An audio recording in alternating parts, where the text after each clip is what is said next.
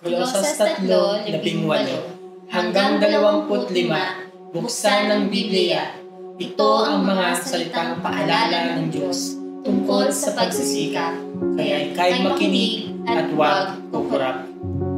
Sa wakas ay tapos na ang laba, linis at luto sa wakas, at ako na'y makakaupo.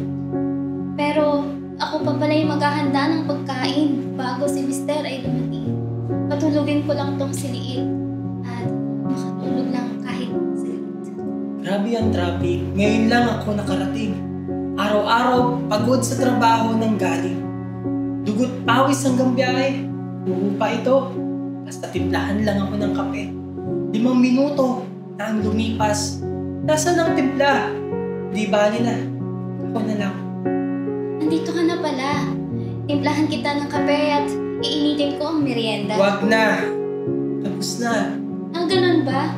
Di ko sinasadyang makatulog, pasensya na. Magluto na lang ako ng ulam. Ulam? Ulam? Anong oras na? Hindi mo ba alam?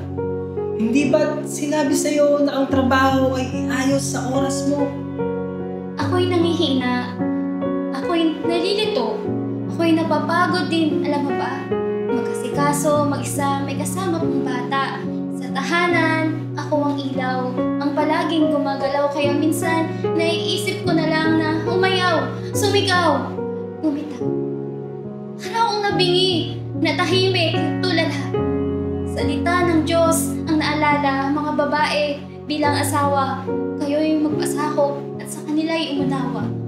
Sapagkat iyan ang kalooban ng Panginoon, hindi bilang alipin, kundi bilang katuwang, hindi dahil mahina, kundi dahil may disenyo ang Diyos sa tahanan. Kaya bukas, sisikapin kong ayusin ang oras, gagawin ng buong puso at lakas, sisikapin kong maglingkod ng may galak at sisikapin kong magpasakop ng walang putak. Hindi dahil kailangan, kundi dahil mahal ko siya.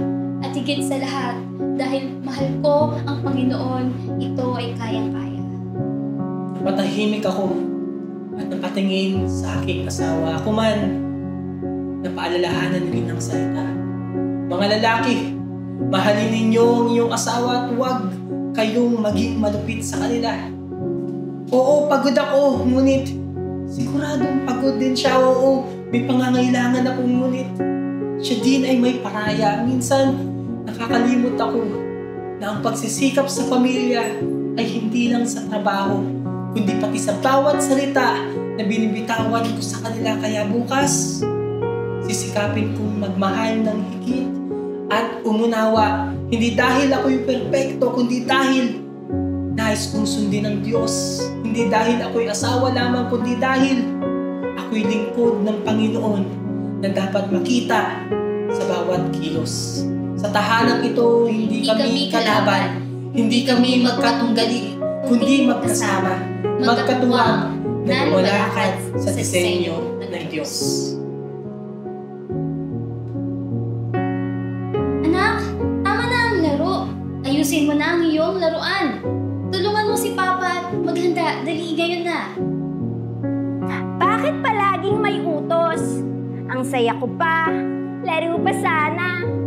Pero, kung susunod ako, siguro matutuwa si Mama. Aba! Buti nakaalala ka. Alam mo ba? Kapag sumusunod tayo sa magulang, natutuwa ang Diyos. Mga anak, sundin ninyong lagi ang mga magulang, sapagkat iyan ang nakalulugod sa Panginoon. Ika'y nasa wasto ng gulang, hindi na kailangan pa ng sinturon. Ang hirap din palang sumunod. Mas madali ang magreklamo. Mas masarap ang maglaro. Pero kung ito ang gusto ni Lord, baka ito ang mas mabuting gawin. Kaya ang sabi ko, okay po. Pero Papa, bukas ha, laro ulit tayo. Siyempre naman, salamat anak, kasi pinili mong sumunod kaysa maglaro o manood. Hindi lahat ng pagsisikap ay gawa ng kamay. Ito'y gawa rin ng puso at kagustuhang ipagpatuloy ito. Alam mo, hindi lang ikaw ang natututo, ako rin. Kasi minsan, Mas madali ang mag-utos kaysa umunawa. Mas madaling magtampo kaysa unahin ang gawa. Mas madali ang magalit kaysa mahinahon. Mas madaling sumagot kaysa maayos na tugon. At pinaalala sa akin ng Diyos, mga magulang, huwag ninyong pagagalitan ng labis ang inyong mga anak at baka mapanghinaan sila ng loob.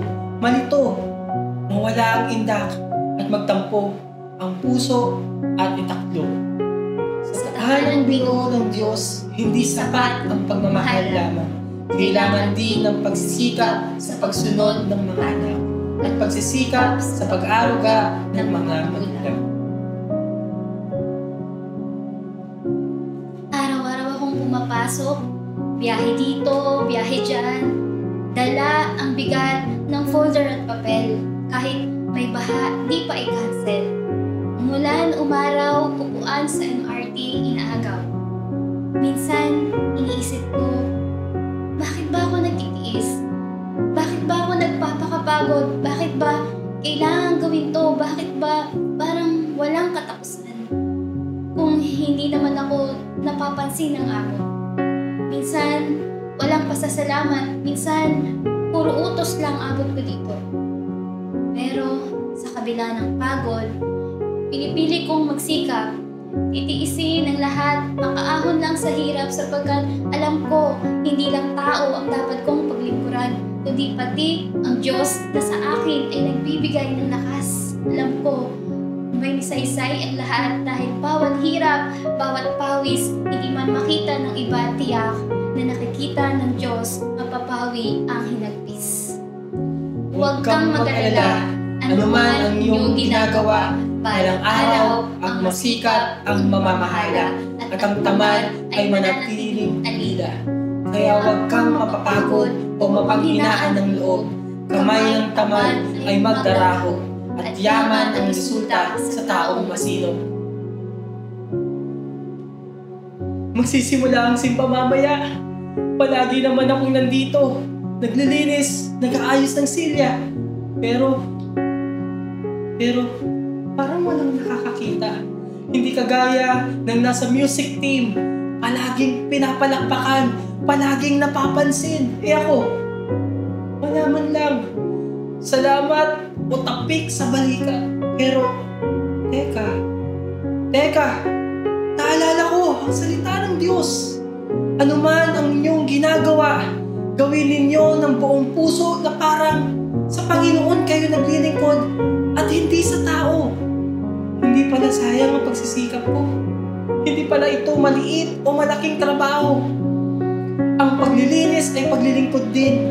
Sa pagbati ay ganun din. Hindi para sa leader mo o para sa crush mo. Hindi para kahit kanino, kundi para sa Diyos. At iyon ang pinakamahalaga. Pagsisikap magmahal. Pagsisikap sa pag-aaral. Pagsisikap sumunod. Pagsisikap maglingkod. Sa bawat pag-ibig ng mag-asawa. Sa bawat pagsunod ng anak. Sa bawat pag-unawa ng magulang. Sa bawat pawis ng manggagawa. At sa bawat paglilingkod sa iglesia. Alalahanin ninyong hindi sayang ang pagsisikap. Hindi para sa palakpak ng tao. Kundi para sa gantimpala ng Diyos. Ngunit babalarin ang kasalanan ay may kabayaran. At ang Diyos ay walang kinikilingan. Kolosas 3:18 hanggang 25, isa na ang Biblia. Mga salitang tila simple, pero pag sinunod mo, biyaya ay doble-doble. Buhay na may pagsisikap at pagtsatsaga, tandaan ang Diyos ay hindi nagpapabaya. Curious to know more about CC and our ministry? Subscribe now and Don't forget to like, share!